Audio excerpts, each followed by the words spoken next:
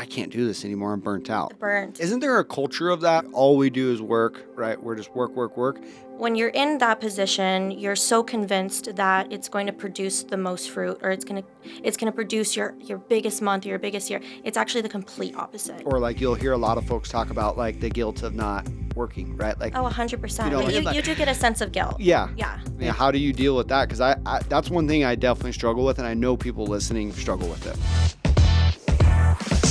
Welcome back to Young Money Mindset. We are super excited that you guys clicked on this video right now. We have Annette in the building, and this podcast, we talk about a ton of really interesting topics. Annette went from being a flight attendant with American Airlines to just crushing the wholesale space. She's got a team of wholesalers now, and she's local here in the Phoenix market. So if you guys want to connect with Annette, she drops all of her information at the end of this video, end of this podcast. Make sure you guys stay tuned. Well, thank you so much for coming on, Annette. We really appreciate it. Yeah. And let's get right into it. So I know your background, we were just kind of talking a little bit. Why don't you get us kind of caught up to speed on the wholesaling side of things? Because I know that's primarily what you focus on right now.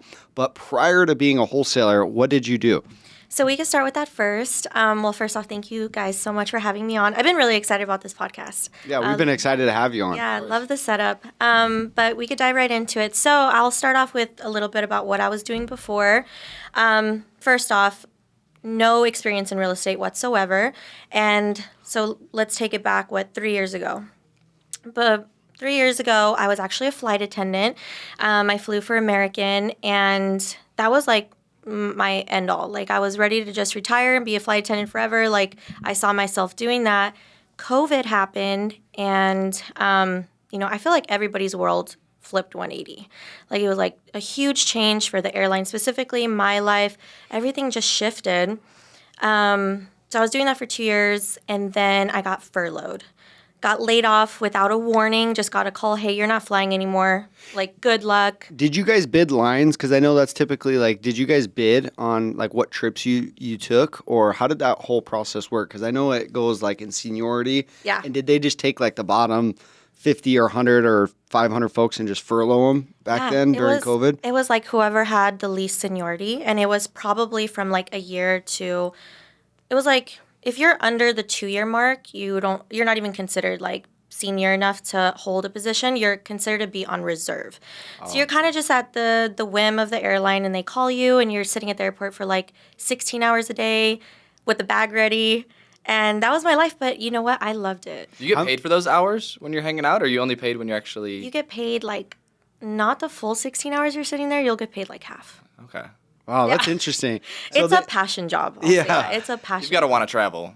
Yes. Yeah. Mm-hmm. And I'm sure you've gone like all over the country. Is there any states you haven't been to? Because I'm sure you've been to quite a few. You know what? I can say confidently I think I've been to all 50 states. Wow. But I haven't been to every country, so that's the goal. Okay. Yeah. And I know that's kind of getting back into the real estate side. So you got furloughed from being a flight attendant. Yeah. And then is that what kind of sparked your interest in getting into real estate and making that transition? Because I'm sure our audience has a lot of our audience are either investors or real estate agents. Yeah. But, they have a whole cohort of people that may want to get into real estate, or they may be working a 9-to-5 and they could want to make that leap. So what kind of sparked that interest or made you to finally take that leap into real estate investing?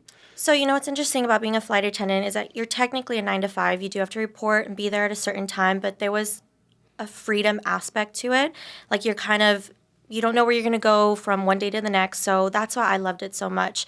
And when I got furloughed and I had no idea what I wanted to do, I knew I was still passionate about having that freedom aspect, kind of making my own schedule or just having like the flexibility to do something new each and every day.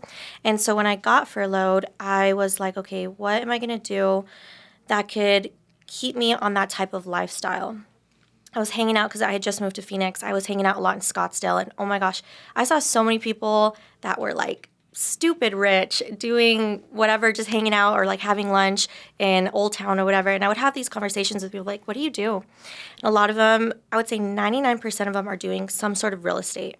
So that's what sparked my interest. I'm like, how are you having lunch on a Tuesday at like 11 a.m. and you're just chilling. Yeah. Oh, I do real estate. Some of them are wholesalers, some of them are agents, or some of them just own properties or investors. And I was like, okay, cool. Like this whole real estate thing is really intriguing. It's allowing people the opportunity to have a little bit more freedom and flexibility, like with their schedule. I hear that a lot. We have a 1-week boot camp coming up, just to plug that real quick. But, There you go. we have a 1-week boot camp coming up where if you have been interested in getting into real estate and seeing some of that like freedom and all the things that real estate affords you to be able to do, whether it's, on a daily basis, on a yearly basis, and it just keeps compounding typically with folks. So if you guys have any interest in that, make sure you guys reach out to my team or I. But going back to the freedom aspect, so it sounds like you had a lot of freedom. And then you got straight into real estate, but was it straight into wholesaling, or did you have any interest in becoming an agent? Because I talk to a lot of people out there that think they need their real estate license. Yeah. So I was fully convinced that I would absolutely need my license before doing anything. And I had the idea, I was like, let me educate myself on the basics and fundamentals of real estate, because I'm like, I don't know jack at all. Yeah. So I'm like, I was hearing terms and all kinds of different, I'm like, I don't know. So I did pursue getting my license. Epic fail. Really? I'll just say it right now. Epic fail. I think I took the test about 6 times. Fail. It was just a fail. And you know what? It was like a fail by like 2 points. Wow. Yeah. And I was like, yeah, I hate this. I absolutely hate it. Never really liked school, to be honest. But I did give up on the whole testing thing. And I was like, well, is there something else I could do that doesn't require the license? And then that is when I heard about the wholesale game. So then you made the transition and just said, hey, screw the license. I'm going to go directly into the real estate or into the real estate wholesaling side. Yeah. And what really sets you apart as a real estate wholesaler? Because Phoenix is, as you know, a really competitive market. We hear a lot of folks out here in wholesaling. Yeah. I mean, I think we all get, the texts, the calls, the emails of, hey, what do you got? What's going on? So how do you differentiate yourself in all this noise here in Phoenix? Well, once I fully immersed myself into the world of wholesale, I just made it a goal and a point to market myself so much where people have me, or they see me as the go-to specifically for wholesale and dispositions. So for the first year of being in the whole wholesaling industry, I just marketed the hell out of myself. I was doing events. I was meeting people face to face. I was trying to add some sort of value to whatever business that they were doing. But what sets me apart, I would say, is just that relationship building aspect. I really try to make that a number one goal each and every day. And I see that, and I think you do a great job. And just to give you your flowers on that, I think you do a really awesome job at getting out there, networking, and your reputation speaks for itself. And I know just, from being around in the same circles as you in the wholesale side, it's like there's always the fly-by-night kind of folks that come in and out. And one thing that I've been doing that I actually got from you, I don't know if you know, but I've been going to Azria. And I met a gentleman named Michael Del Prio. Shout out Mike. Yeah, I was just on his podcast. Really? Yeah. He's going to be on our podcast, I think, in a couple weeks. Yeah, 2 weeks. I think That's awesome. So anyways, I got to speaking with him, and I've made a lot more connections now at the Phoenix Azria, and I think that's been a huge step even personally, because that was one area that I honestly lacked a little bit. I was like here in the office, go, go, go mentality all the time. So that's something that I got from you. So I love that. Yeah. Yeah. Shout out Mike, because on his podcast, I even talked about the AZ RIA being the first place I even started it all. Walked in there with zero idea of real estate or wholesale or anything. And that was the first stepping stone to my journey. So that's awesome. Yeah. I see a lot of newer investors go in there, and it's great to see everyone just learn, and being such a giving community over there.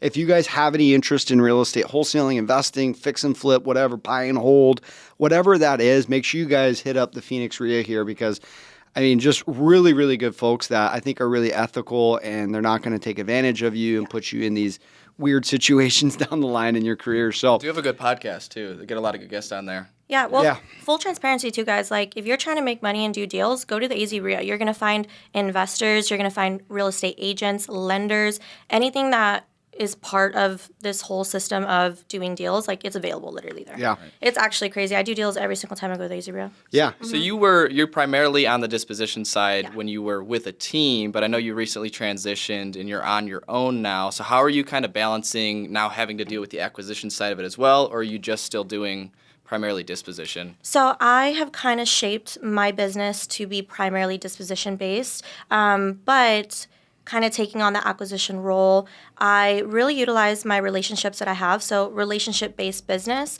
whether that be with the investors that I'm well connected with or agents like yourselves, getting deals from agents. Okay. I love that because I know there's a lot of wholesalers out there, and I have a question regarding the disposition side because I see a lot of wholesalers, they pick one, right? They either focus on acquisitions or they focus on the disposition side. Yeah. Why did you choose the disposition side? Well, I really sucked on the phones. Okay. Yeah, I mean, when I first started, I was like, let me try everything and see where my niche is, where I kind of fit. And I tried doing the phones. I was so nervous. And it's scary when you first hit the acquisitions phones and people are yelling at you or they're telling you to F off or all kinds of, you hear everything, right? Yeah. And so it was very intimidating. But I saw on the disposition side, it was more so just like building a relationship and not really selling a product. It was more just providing a service. And I was like, you know what? This is my thing. I could do it.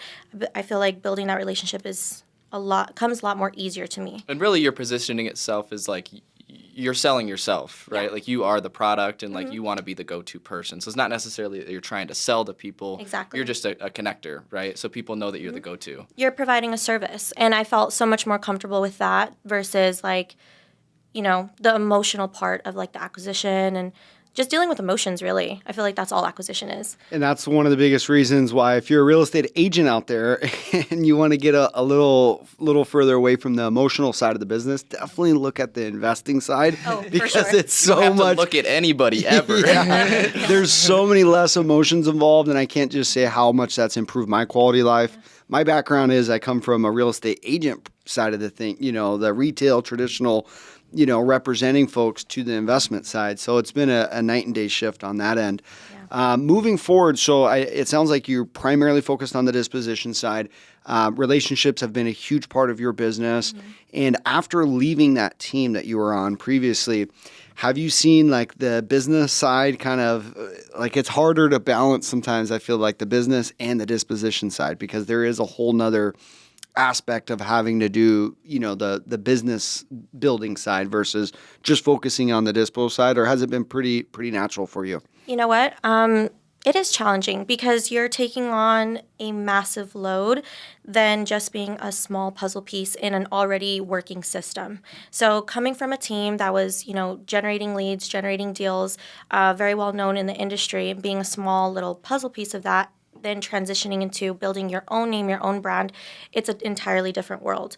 I was blessed to learn from really, really good investors and understand systems, and I was with them for such a long time that I kind of, learned all the steps throughout the way.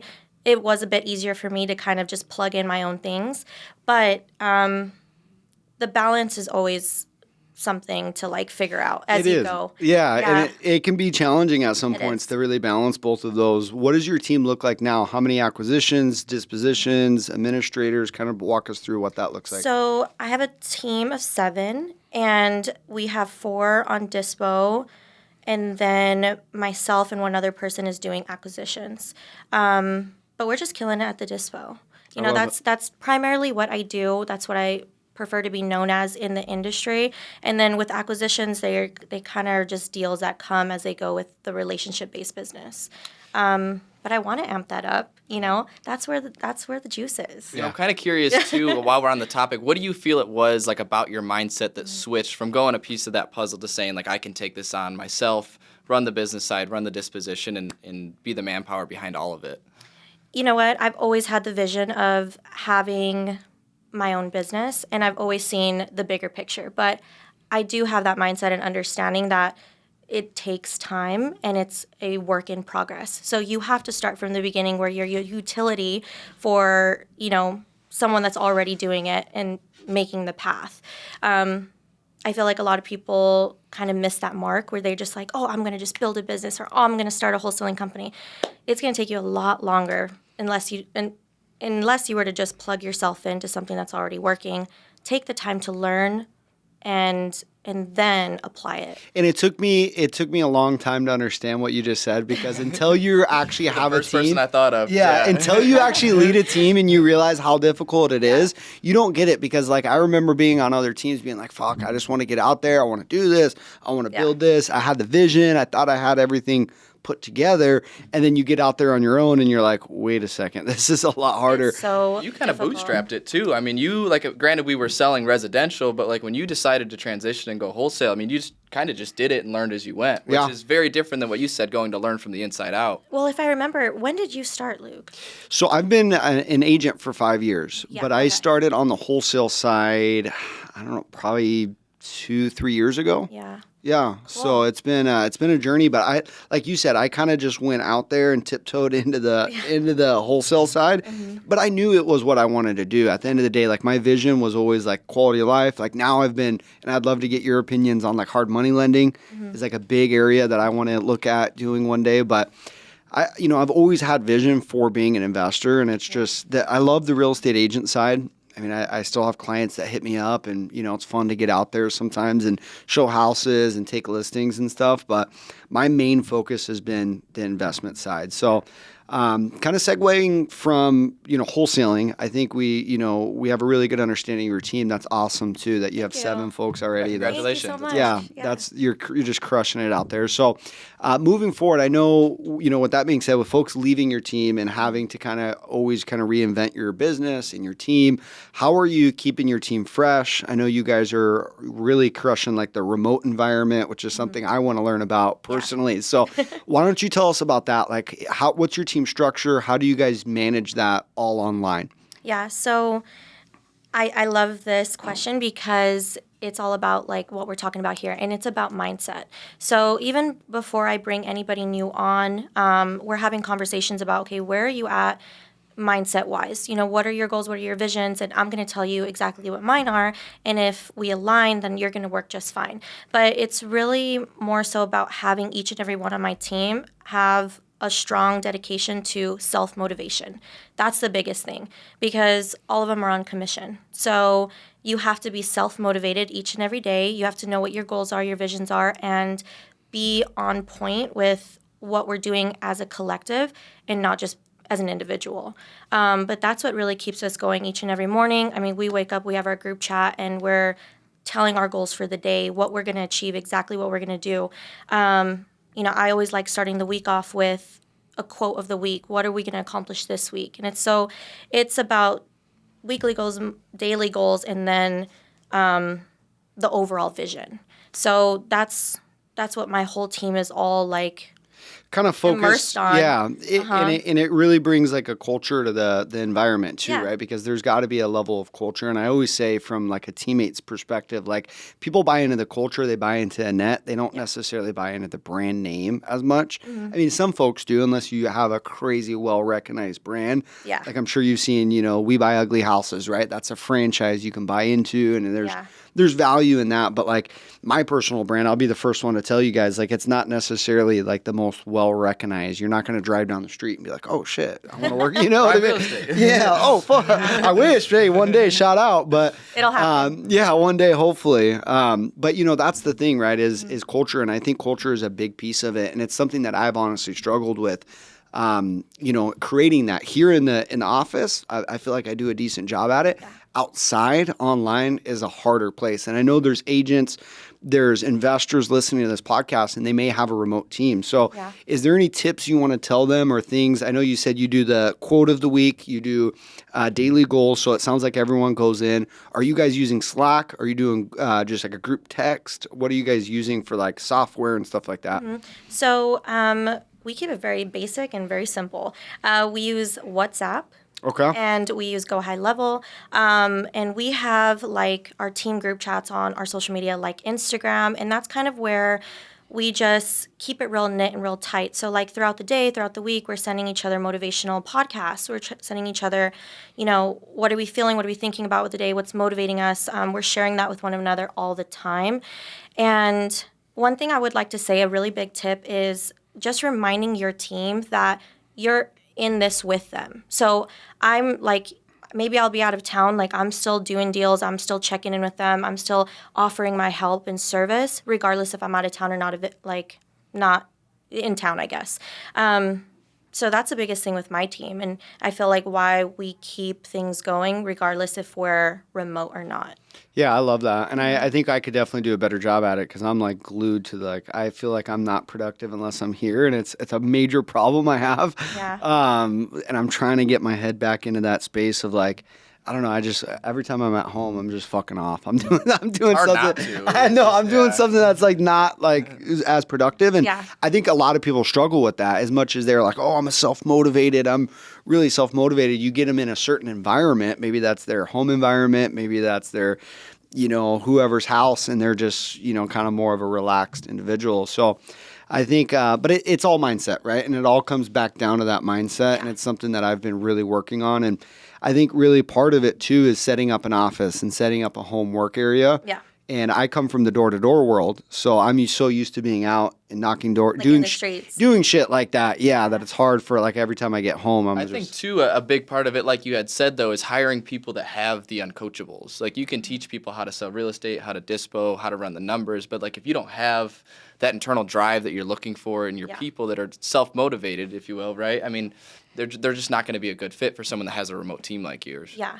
And you know what? We're not all just remote, like at home. Like, I always love and encourage my team to meet me at the coffee shop downtown. Like, we change up their environment so often. We make it fun.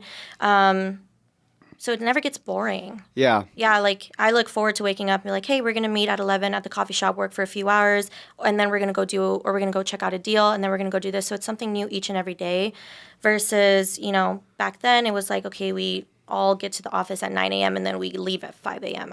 Or 5 p.m. Yeah. It just wasn't, it wasn't for us. No, and it is hard. And I think that right there, what Annette just said, is a huge, huge tip for you guys to take, especially if you do have an office or if you are remote.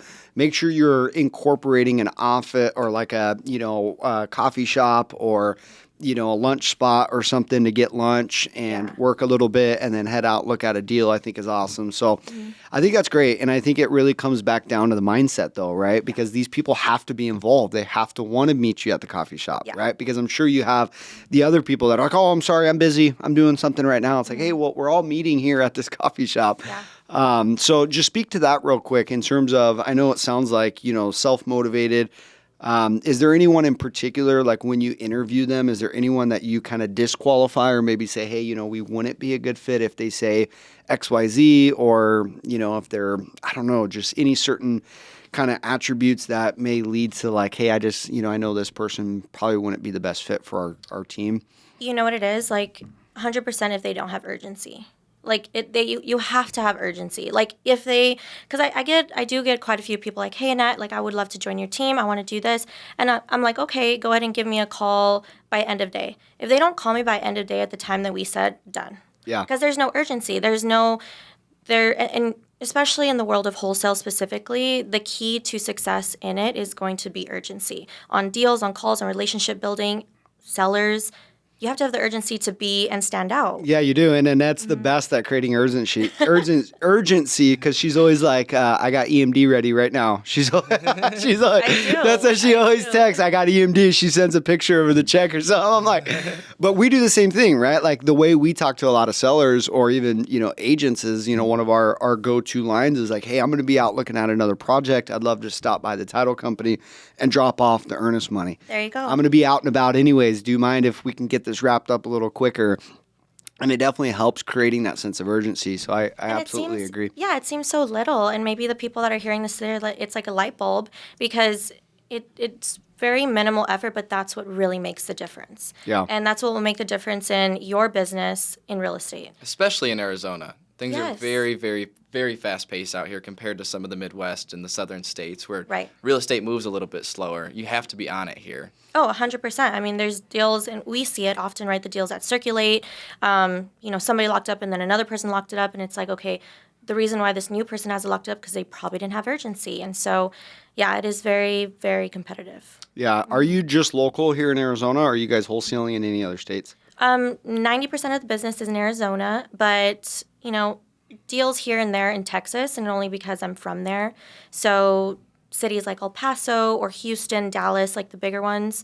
And then I've done a few deals in California, but it's a little bit more complicated there, I feel. So Yeah. just keep it at home. That's what I've been so focused on Arizona too. I've had a hard time kind of branching out, and I know a lot of bigger wholesale teams, they do.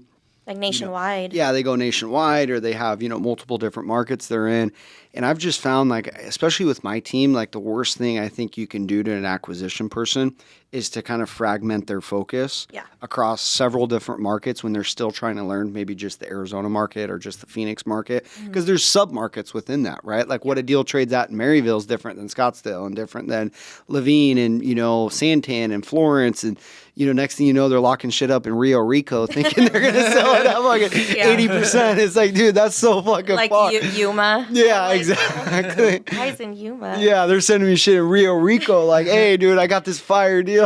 You know what's so funny? I hear a new city in Arizona like every other day. I'm like, that's some Miami, Arizona? Yeah, just outside of Globe or something. Yeah. Heard about that not too long ago. I was like, what the heck? But people do deals there. So. I know, and it's crazy. But it's just, it goes to show, and I've made the mistake personally of like, I've had really good acquisition folks on my team, and I've, maybe not led them the best way in terms of, when I was newer, I just, was like, hey, let's do 2 different markets and we'll do this, da-da-da-da-da. And next thing you know, they're fragmented and they're trying to learn all these different markets. And so I guess with that being said, is there any goals that you have in 2024 that are like on the top priority list? Like, I want to knock this out. Like that you can look back on this podcast in a year from now and be like, hey, I checked that box. 100%. And it's going to be to do 6 figures in dispo every month. I love it. Awesome. That's a great goal. Yeah.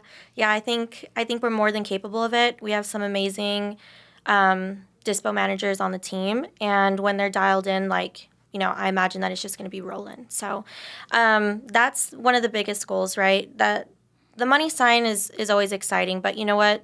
A bigger goal than that would probably be just to continue building that really strong culture, have a reliable team, and just be like, keep my integrity and my name in the industry like number one. So that's the goal. I think that's huge. Yeah. And 6 figures, if you're watching, that is definitely an achievable goal. I know sometimes it sounds like a lofty goal, but like in the wholesale side, I mean, it's definitely achievable. And I know folks out there doing it and, working up to that too. And it takes time to get there. And I think at the end of the day, whether it's wholesale or the real estate agent side too, and I want you to kind of speak to the realtor side, but like as a realtor, I never did 6 figures a month. It was always so hard for me just because I think you're more limited on time.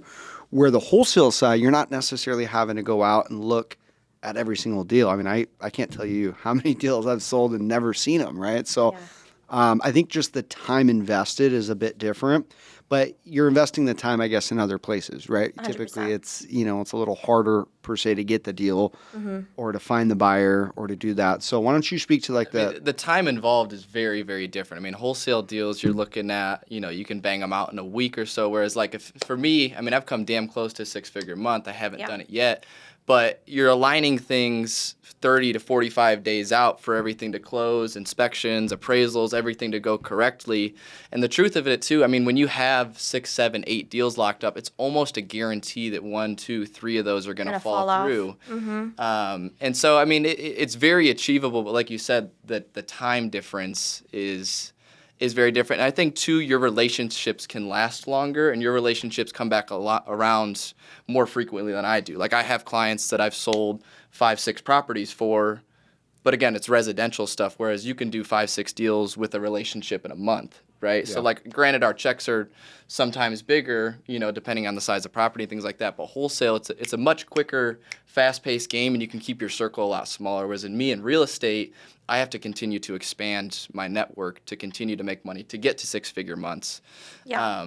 But I mean, I think it's good to have a mix of both. It's a very good to have a mix of both. I think it is too, and I think I would urge any investors out or wholesalers, real estate agents to definitely learn both sides. Whether you want to focus in it, or whether you want to focus in on it or not.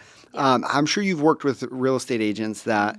I guess what's your main concern or kind of way you qualify a realtor when you speak with them? Because I know we have agents that listen to our podcast that want to do more deals with wholesalers. So what are you looking for when you work with an agent? Well, when I'm connecting with new agents, it's hoping that they just have a little bit more of like they're open to understanding, right? Because I feel like a lot of them, especially going through the school, because I did the school, so like I understand like where you could be conditioned to think maybe wholesale is, wrongful or illegal. You hear that a lot where it's like, oh, they're doing the seller wrong or something like that.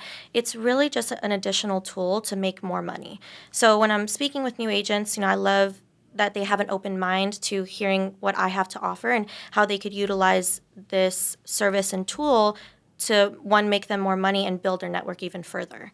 So, just them being more open to the conversation of wholesale, and allowing me to explain the process and how it works. Yeah, and just really being open-minded to the idea that it's not a great solution for everyone. And Yes. I train our acquisition folks to tell agents specifically, to talk them out of selling it to us, right? And we do that. And I know it sounds counterintuitive, and a lot of new wholesalers are like, why would you ever talk an agent out of selling you a house? It's because then they're going to tell you why they're so qualified. Oh, Lou, we can't list this on the market, as we're telling them, hey, why don't you guys list this on the MLS, push for top dollar, go get a retail buyer in there, stick a family in there, go get a conventional or FHA loan, offer maybe a couple concessions and really get the highest price. Yeah. Because a lot of agents, what I've found is they like to play their cards super close to their chest, and they don't really like to tell you a whole lot. So sometimes Very reserved. Yeah, very reserved, right? And rightfully so. And they're just doing their job. But at the end of the day, it's like if you talk them out of selling it to an investor, sometimes they'll talk themselves into it, or they'll qualify themselves. No, and I love that. I'm probably going to use that tool. Yeah. Because for me, it's always like, well, let me teach you, let me show you, versus,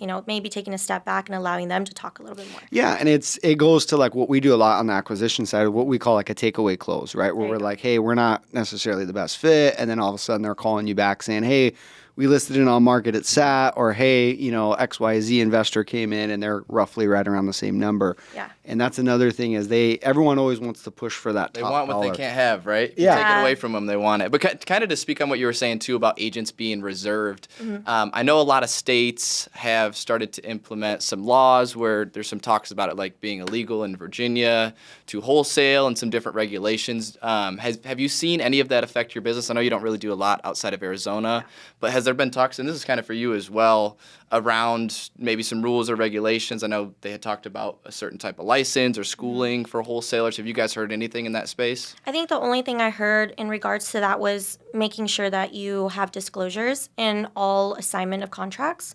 For the wholesale side and specifically DISPO, we're using only assignment of contracts. So just understanding the disclosure part and making sure that it's in there to like save your butt. But that would probably be the only thing I could think of That's fair. that I've heard of Yeah, I mean, I remember. in Arizona, Yeah. because that's what I focus on. But I'm sure that in other states, there's probably cracking down maybe on the license required. I think that's what it is. I think it's the license. I think some states are requiring Is it you a to be real licensed. estate license, though? Well, I think or they is say it- anytime you advertise a piece of real estate for the intention of selling it, then you're technically acting you're as a acting realtor, as if acting you're a as an realtor. estate But agent, I don't, that's the thing is I don't really foresee that coming to fruition because there's always loopholes around that, to be honest. Like I know when back when I even first started, we didn't necessarily have to put it in Section 8 of our contract, like Yeah. disclosing it, right? That was just kind of a fairly new thing. And but now we do a lot of double closes and stuff. And I think the last deal we did together, I think we ended up double closing it. Yeah. Because I think specifically that seller or their agent told us no wholesalers. Yes, I So, do remember. yeah. Yeah, and you were telling me, and I was like, okay, like we could go ahead and do that. And I felt bad because I was a little bit weird about it because I was like, because I usually just assign it over to you guys or whatever, and it's no big deal. But more recently, I think with just, sometimes maybe the market gets tighter or, folks kind of move around or just kind of the timing of the year. I feel like sometimes double escrowing definitely helps us kind of stay more consistent on our deal flow. So It kind of keeps things clean. Yeah. Like, no reason for question if it's just done properly, which I urge, wholesalers or agents, whoever's watching, just do it properly. Try not to do the loopholes. Just if you have to do the double close, if that's required, go ahead and do it. It just saves a headache. yeah, and you're not going to have any deals blow up too, because that's Exactly. another thing that kind of segues us to that is I know a lot of wholesalers and agents that I speak with. The biggest gripe they have is, Luke, I went under contract with XYZ and they ended up canceling the last day of the inspection period. So How do you avoid that, or how do you guys kind of position yourself not to do that?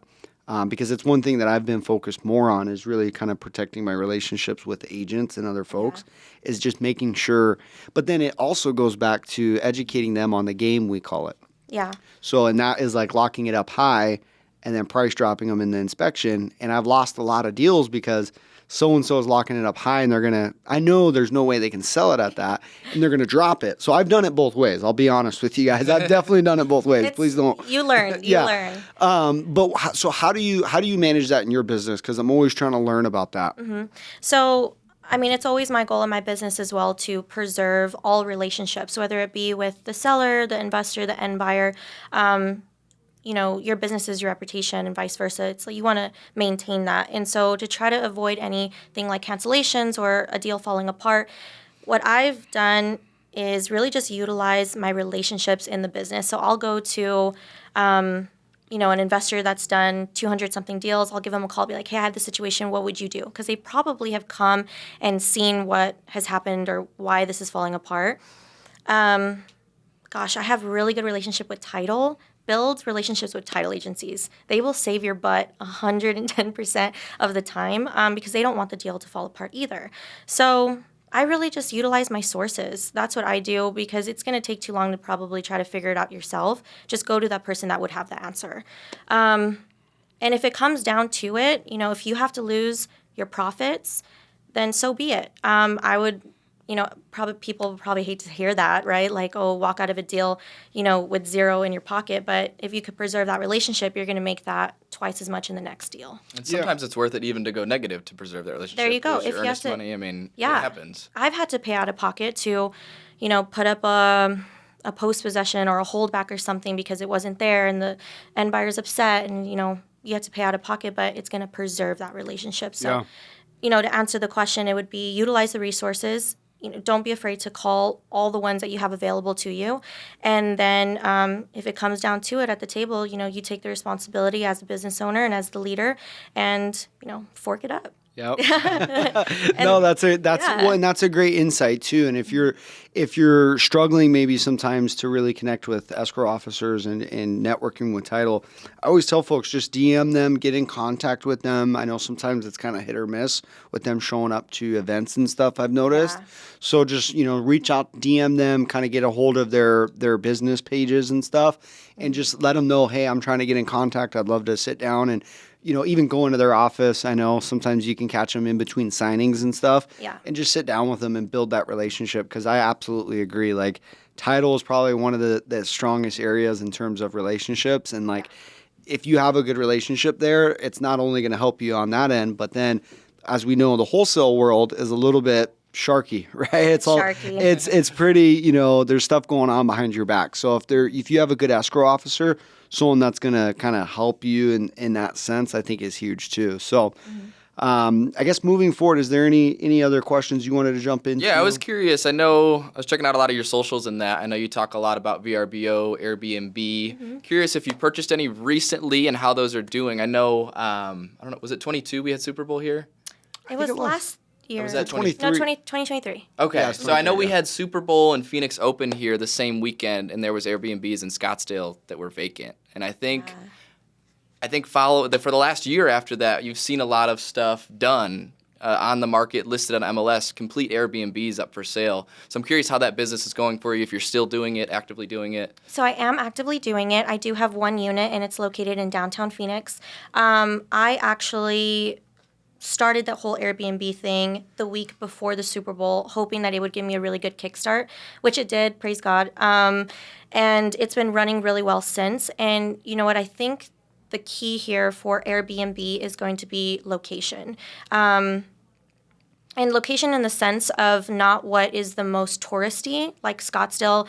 People, I think when people think of I want to start an Airbnb business, they automatically think of Scottsdale. Yep. And unfortunately, the numbers don't really pan out there as far as occupancy rate, what you're going to get for a nightly rate. And so you'd be surprised, maybe a little spot in downtown where, where I put mine actually does really well versus a nice mansion. What are your cross streets downtown? What was that? Your cross streets on your B&B? 3rd and Roosevelt. Okay. Nice. Yeah, I mean, if you're by Roosevelt, the Arts District and all that, I mean, there's a lot to do around there. Most people don't realize. Yeah. Yeah. So for mine, I advertise the whole downtown area, and then it's 15 minutes from the Cardinal Stadium, and then you're 15 minutes from Scottsdale. So very central. But I was blessed to have that one do really, really well. But I would say to be successful for sure is going to be just the location and dial in on your numbers, not so much the hype or where you think it's going to do well. I love that. And I had a few Airbnbs and I ended up transitioning all of them. I've been thinking recently, because I think there's some tax benefits too with short-term rentals that you get a bit more on versus the long-term. And I'm not caught up to speed on the tax side a whole lot. I'm not too sure of that. But I was talking to a couple of guys, and that's what they were saying is I think more and more people are going to maybe start looking at maybe transitioning a unit or two, or, just kind of shifting that around. Yeah. But on the Airbnb side, what I look for a lot is the anchor points, I call them, versus having one good anchor. Like a lot of people buy in Scottsdale, like you said, and it's just maybe one, like you have Old Town Scottsdale, and you have maybe some golf courses, right? But I've noticed that the ones that I had that did the best have multiple different anchors, and versus just like maybe one or two. So, and I'm sure you've used the AirDNA and all that, online, and to analyze it. Yeah, and just look at numbers. So if you're curious about, Airbnb, short-term rentals, definitely check out AirDNA. That gives you a good sense versus I used to look just at Airbnb. Yeah. And then you don't look at what's actually occupied. So you're just kind of looking at what's available from my understanding. So one thing I would love to add on the topic of the Airbnb, why I think mine has also been so successful, is when I initially started it, it wasn't just to put it on the Airbnb or Vrbo app.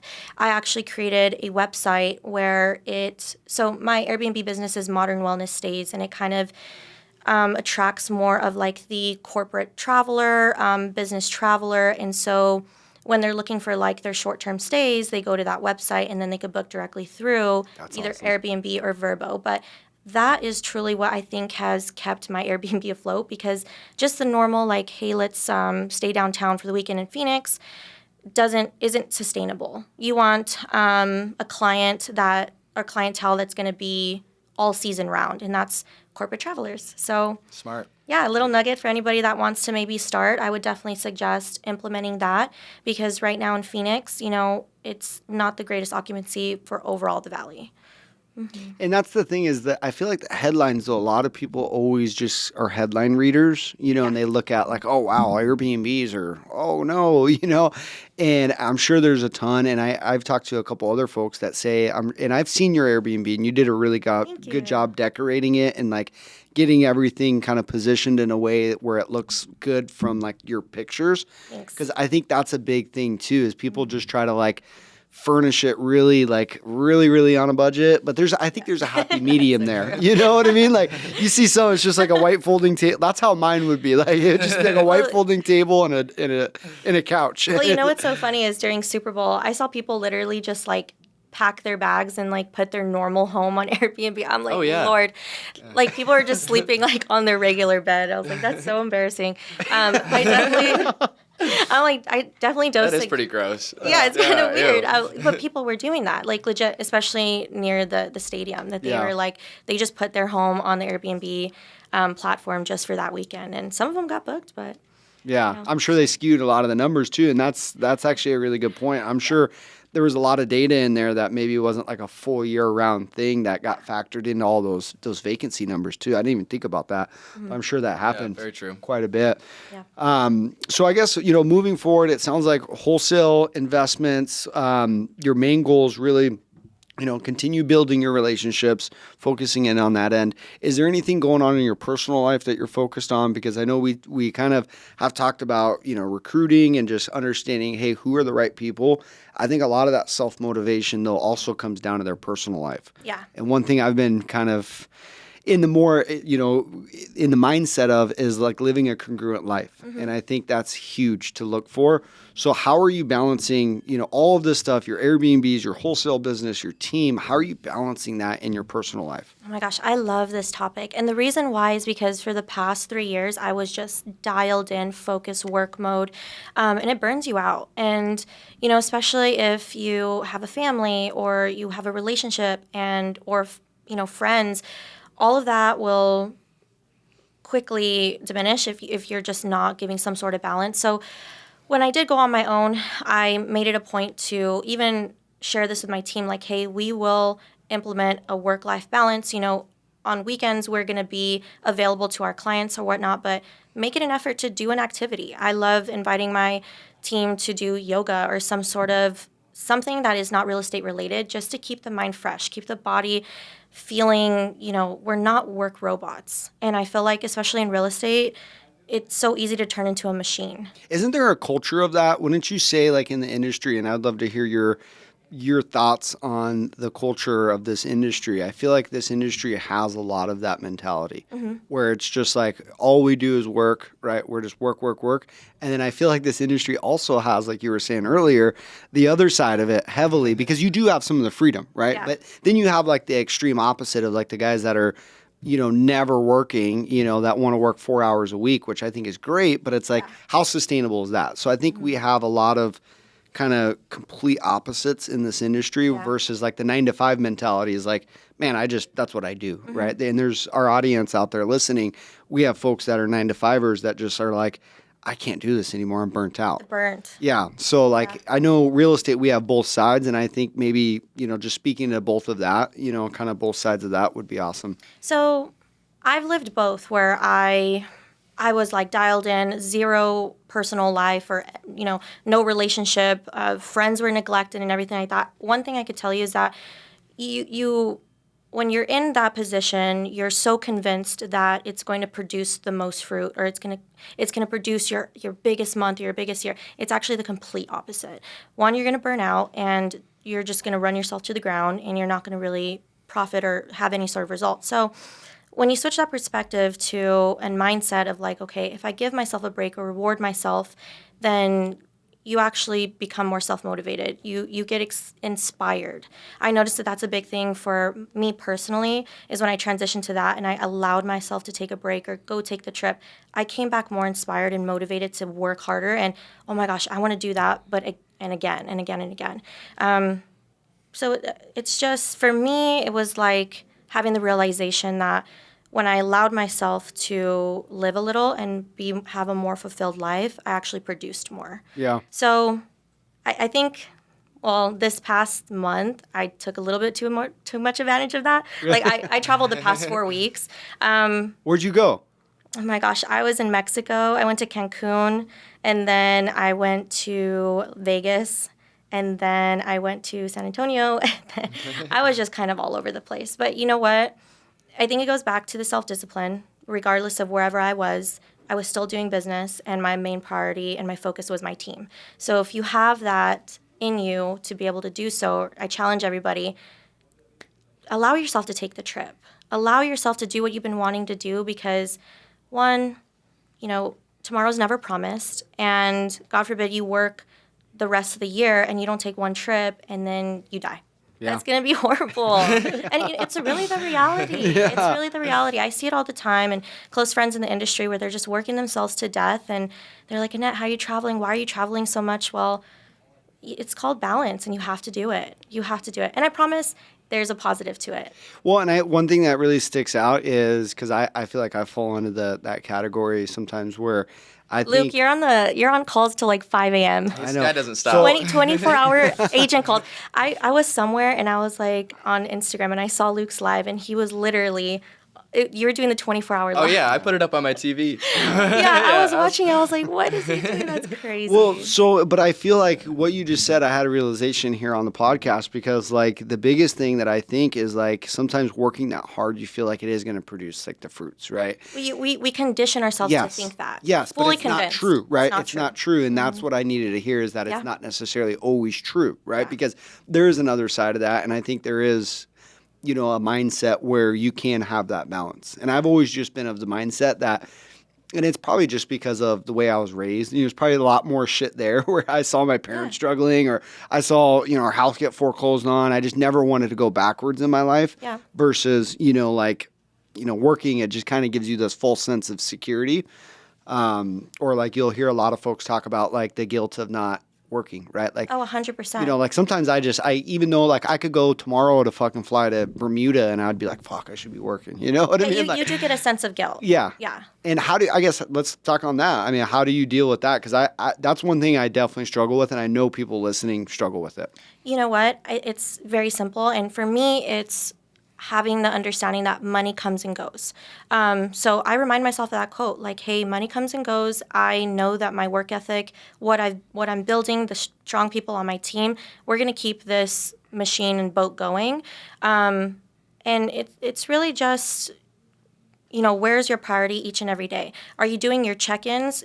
Okay, say you're going on vacation. Are you doing your check-ins in the morning and then enjoying your time? Or are you just saying, screw the phone and go and have a margarita? So it's like, you know, what you're choosing to do each and every day, regardless of where you are, is what's going to produce the result. You can have fun knowing that you took care of business in the morning. Exactly. You know? And I think it's a common narrative in real estate, too, that when you go out of town, your business almost always picks up. I don't know why that is. It's so true. Yeah. I was doing deals in Mexico on the beach, and I'm like, yeah. And but it's just, again, it's about your choices, regardless of where you are, and not getting carried away. You know what I mean? So, you know, if you're in Mexico, whatever, answer your emails and then go enjoy your day or go on the excursion. But again, it's the balance. Yeah, and just having, I think, I heard this quote recently that was like, success is something that I'm blessed with mentally versus like just being, you know, it's our mindsets, right? That's what makes us successful, not like the dollars coming in and out. Yes. And I think that's huge.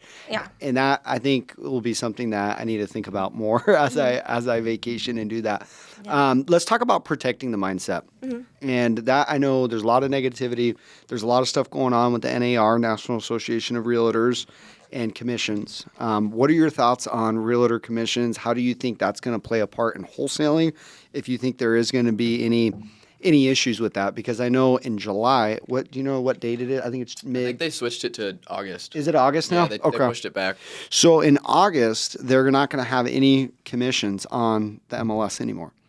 So I was not aware. I think I might have briefly heard of this, but because I'm personally not licensed, I don't think I've dove into the current situation. Yeah, so like in August, basically there's no, because like right now on the MLS, it shows, hey, you're going to get the buyer broker fee is 2.5%. Okay. So we see that in the MLS right now.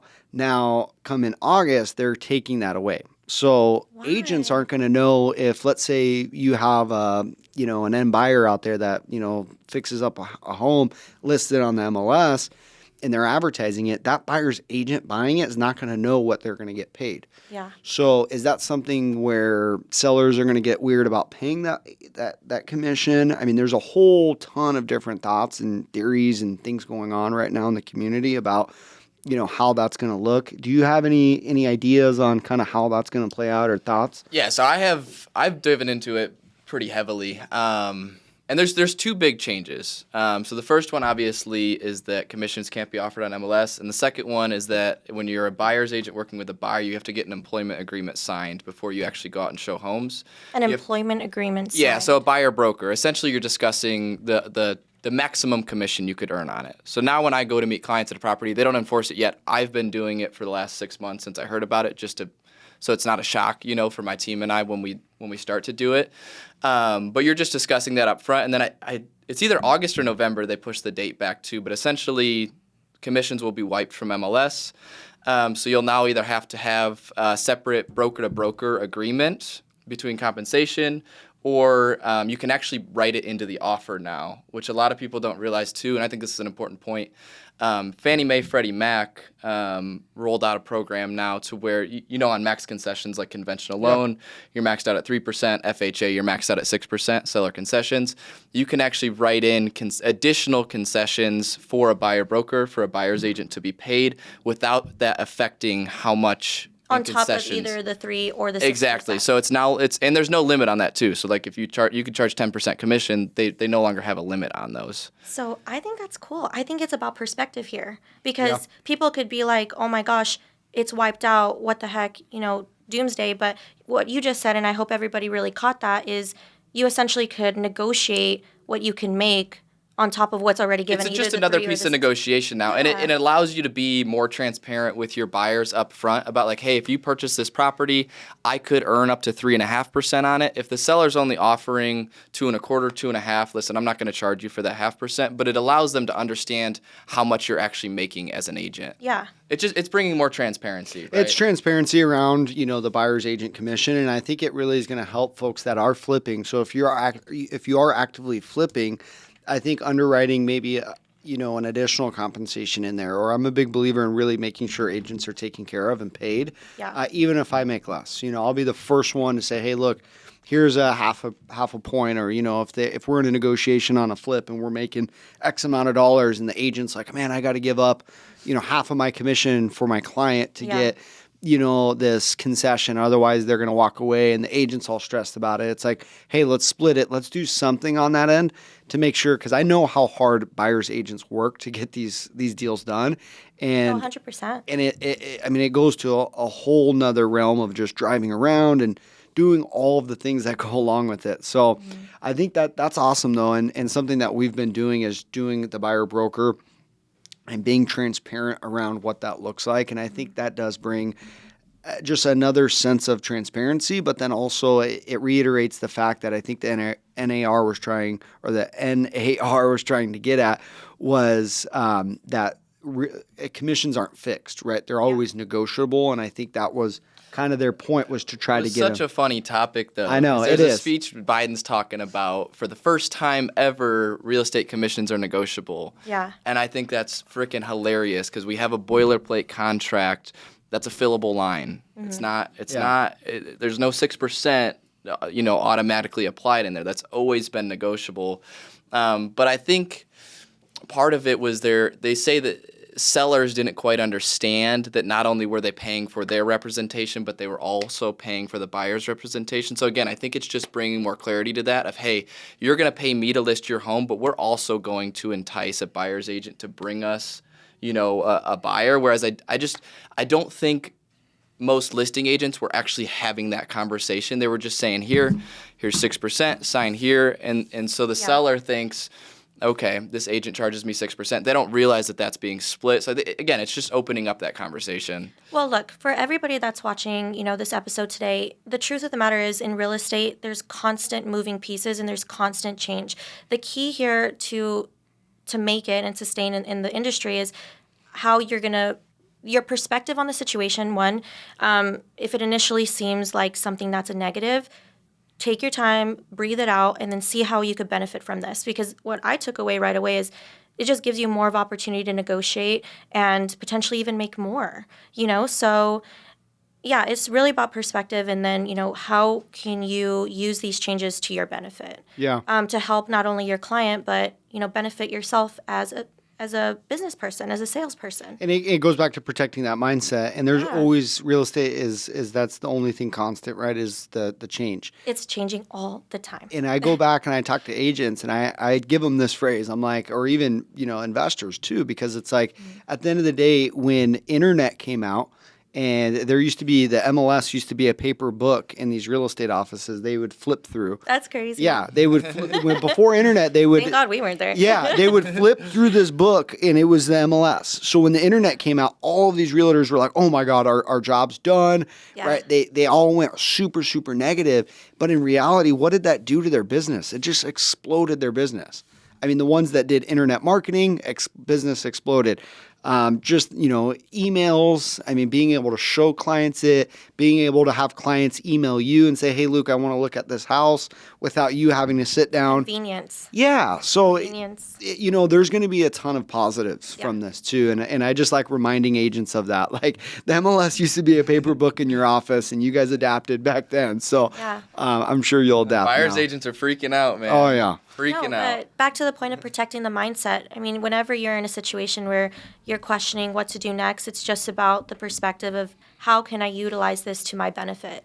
So I tell my team that all the time, like, hey, if you get a no, if there's something that they're, rebelling on, then, try to continue to have the conversation. Where else can you fish for another solution? So never give up. Yeah, I like it. That's a great message for Yeah. everyone listening. Is definitely keep pushing through adversity. And I think that adversity too ultimately will help you become more successful. 100%. And speaking of success, I know you've had a ton of success going out on your own, building your team. What are some of your failures that you think maybe haven't been, stuff that you're necessarily proud of, or just, things that you were like, hey, I dropped the ball here?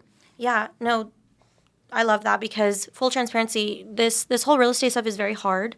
And, we always love to highlight, especially on social media, the success or, oh, we're closing deals. But the truth of the matter is that there is the other side to it. And some failures that I've had is maybe, falling short on my self-discipline, realizing that when you are a business owner, you can't sleep in all the time. And you probably should be the first one to say the good mornings or be up extra early to check the CRMs. Are we on top of the leads before just relying on your team to do it? So for me, especially in the beginning of the year when I pursued doing this on my own, I definitely fell short of taking the actual role and responsibility of you're the boss, you're the leader now, because I was always in that position of just the puzzle piece. So, yeah. Yeah, no, I think, and there's a lot of people I'm sure out there nodding their head if they're walking the dog or they're at the gym or they're driving in their car right now listening. Like, I definitely understand that aspect of it too, Yeah. because at some days, some mornings, you got to realize like, man, I got to get up, I got to be the first one in here, I got to look at our KPIs, I got to talk to so and so, I got to put out this fire, instead of just always focused on the deals. So Yeah. if you are on a team and you're thinking, man, is now the right time? Because I know there's a lot of that conversations that go on in teams. And I think it's normal to have, right? If you're on a 100%. team to think, hey, is maybe now the time that I should jump out and do this whole team thing? Really ask yourself the question, like, am I ready to take on not only that responsibility, the cost, everything that goes along with it, but then also not having anyone there to hold you accountable, right? And I think that's huge. Yeah, it's definitely the commitment. I mean, if you are considering taking that leap of faith, you have to be committed to it. And that commitment is, getting up even when you don't feel like it, and you're pushing every single day, and you are leading the path. So, just to kind of wrap up the whole protecting the mindset conversation, is there anything that you do? Like, is there podcasts, books? Is there something that you really go to if maybe you're struggling with your mindset? Because I know there's certain things that I try to kind of prioritize when I'm struggling with mindset. So I'm a woman of faith. So for me, that's big. I'm a Christian, so that's my go-to, 100%. But other than that, it's going to be podcasts for sure, because what you don't know, you don't know. So I always like to enlighten myself on, so for example, I didn't grow up in the best environment. So how am I supposed to know how to take myself out of like a bad headspace? Learning that through motivational podcasts. I love Ed Milet, so shout out Ed Milet. Tanya Oliver, she's a good friend of mine out of Miami, but she has amazing mindset tips of like, you're going through a rough day, or maybe you just woke up feeling a little bit sad, and you hear that podcast and it kind of just is a refresher. So those would be my go-tos for sure. Any good books right now that you're reading, or anything on that end or maybe that you've read in the past? Because I know there's a really good one that I just read called Wholesaling for Dummies. Oh, I love it. And I'm definitely the proponent. Like, they wrote that book about me. I need to read that. It's going to be in my queue. A life-changing book for me was Be Here Now by Eckhart Tolle. Absolutely changed my perspective on life, on everything. I recommend every single person to read it.